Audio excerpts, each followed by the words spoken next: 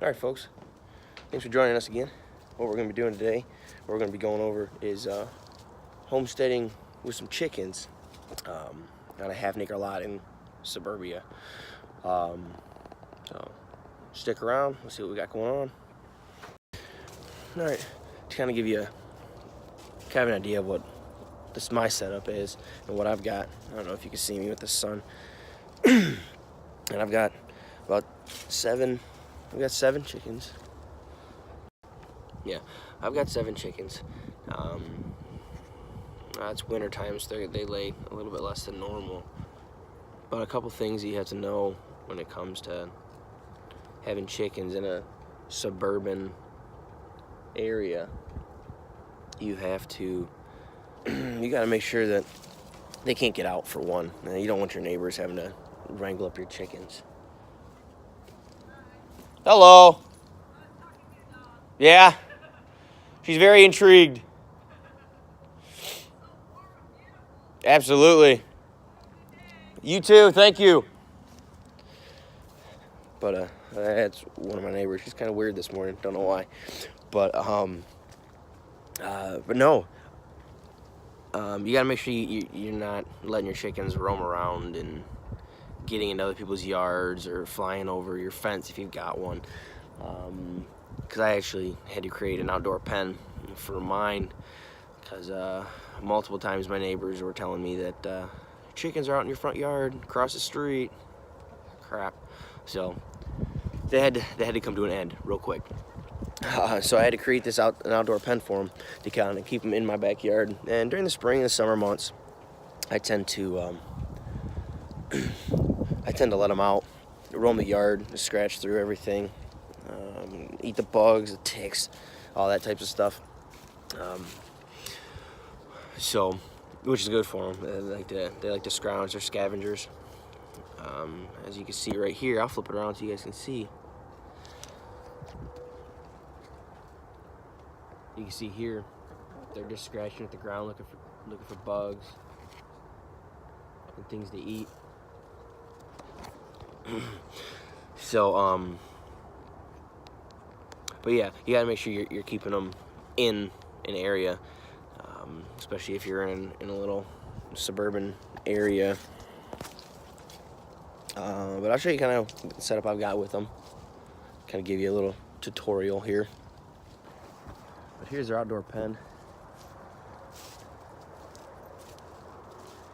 They got a little lean-to type thing to protect their food and water. So they've got dry food and their water stays covered. It's not getting in a bunch of stuff. And I got this here. This here is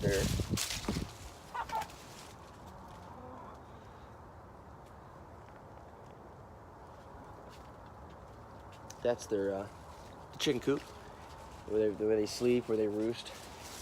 And I'll show you inside. Maybe a little messy. It's weather's been pretty crappy lately, so I haven't been able to get out here as much as I want. Let's see. Oh yeah. Got a couple eggs. A lot more than I was expecting today. So I'll have to collect those. I have to collect those eggs today. Like I said, I got about 7 chickens, and during the summer they'll give me sometimes 7 to 8 eggs every single day. In the winter, in the colder months, when you lose a little bit of sunlight and the temperature drops, the production of their eggs go down. So now I'm getting maybe 4 or 5 eggs a day instead of the 7 or 8 that I get normally during the summer. With the change of the season, when you get less sunlight and less time of day and it's getting a little colder, you gotta make sure you're taking care of your chickens. You need to make sure they've got food and water all the time. You need to check on it daily, if not every other day, just to make sure that they've got enough food and water. We gotta make sure they don't really need that much warmth. Since the chickens, they've got their down feathers, they've got their regular feathers, like the ones that you see on the outside. That keeps them warm during the winter. They don't need heat, but if you got the capability to give them a little bit of extra heat and not too much, it's not a bad idea. The food that I give them, If some of you are asking, well, what do you give them for food? Well, I'll show you. I'll show you. I like to shop at like co-ops. I live in an area where there's a co-op that I've got access to. Family Farm and Home is a good place. I love going there. TSC, Tractor Supply. Bunch of different places. I like to shop at those, especially with co-ops. You keep them local, helping the farmers, your local farmers. That's the way to do it. You keep everybody local. But here I'll show you. Use some Kell box feed. Starter grower. It's good protein. Gives them all the nutrition that they need when they're starting out, when they're still young chickens. So then I'll give them a little bit of cracked corn. Yep, a little cracked corn, 50-pound bag, and I'll just kind of scatter that throughout around their outside pen. That way they've got something to eat throughout the day. If they don't want to eat their the feed that I actually give them, they can eat the cracked corn. That's no big deal. If they like it, just a little treat for them. And if you're asking what those barrels are, those are actually what I'm using to collect rainwater, which that'll be a whole nother video. I'll talk to you about that, how to purify and collect rainwater. But like I said, another time. So here, you can see the chickens just like to scratch for food. That's what they do all day long.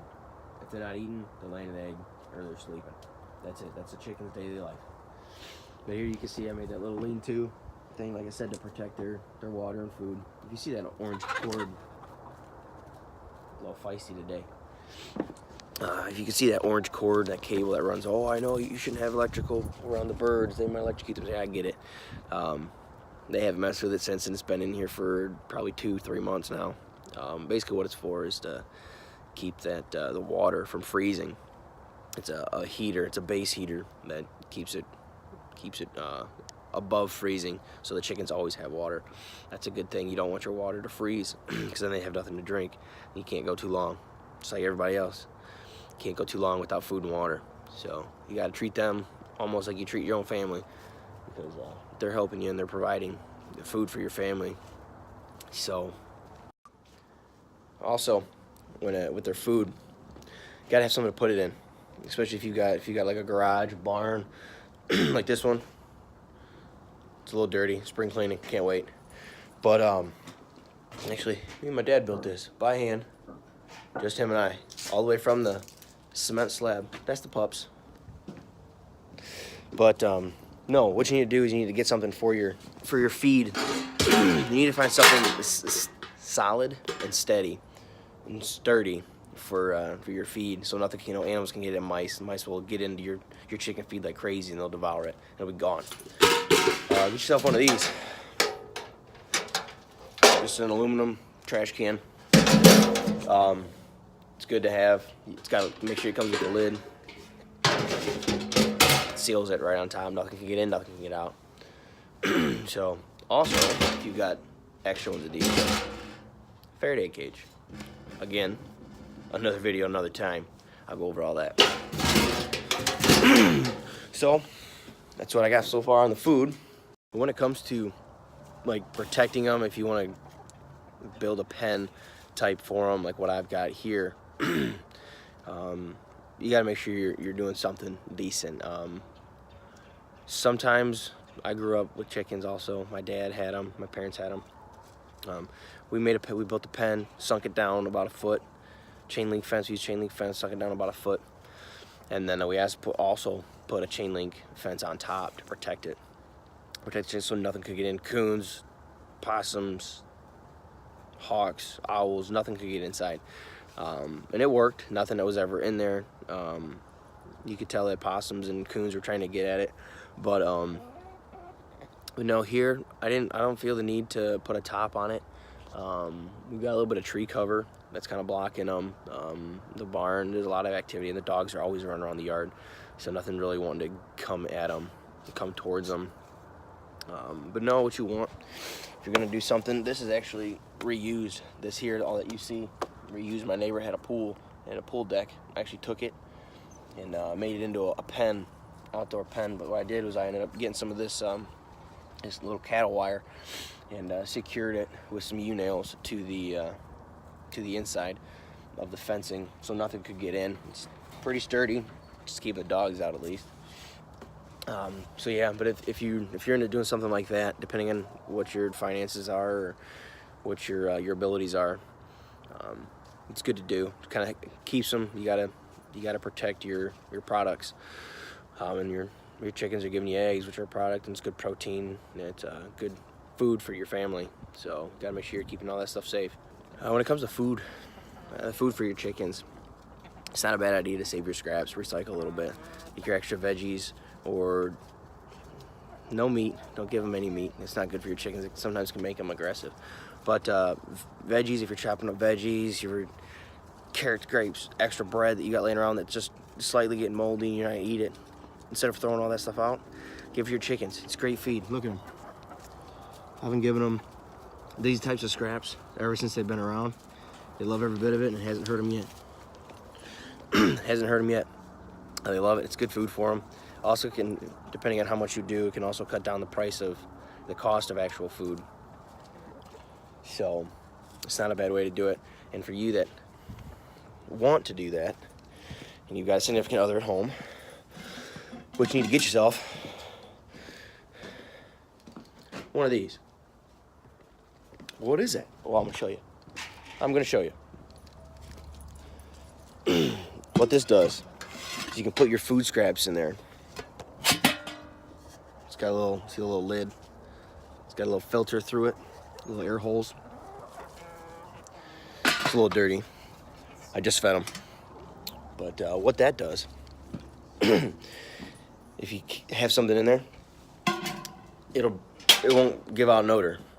So if you accidentally forget it or it's in there for a little bit, you're collecting as much as you can, as something starts breaking down, it won't stink.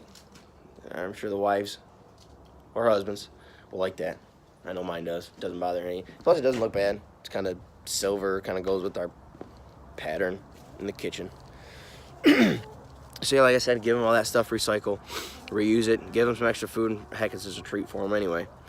So, all right, we're gonna continue on with the eggs and the chickens. Okay, when you got eggs fresh, like from home, I don't know if you guys can hear me. Sorry if I'm yelling. I'm trying to make. I've got music playing.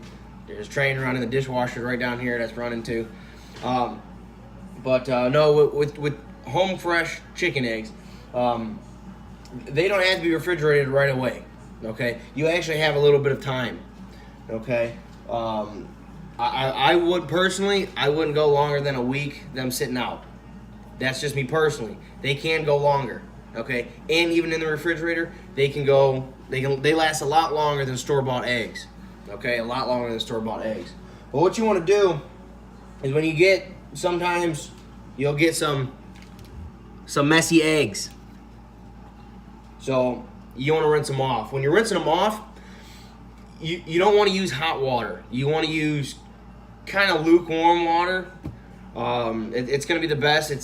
Because it doesn't affect the inside of the egg at all. And then once you're done doing that, then you're good to put them in the refrigerator and have them as you want. So I'm going to clean these up, and I'll show you what we got after that. All right, I just got finished cleaning them up, getting them ready just to go in the refrigerator. So, but I do want to show you this, give a little shout out to my sister. She got me these for Christmas. She knows I like her chicken eggs. She got me this. Rise and shine, mother cluckers. Got one more, hold on. This one says, Farm Fresh Butt Nuggets. Love it, love it. But that's it, folks.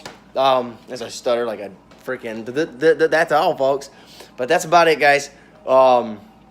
That's kind of it on urban chicken raising.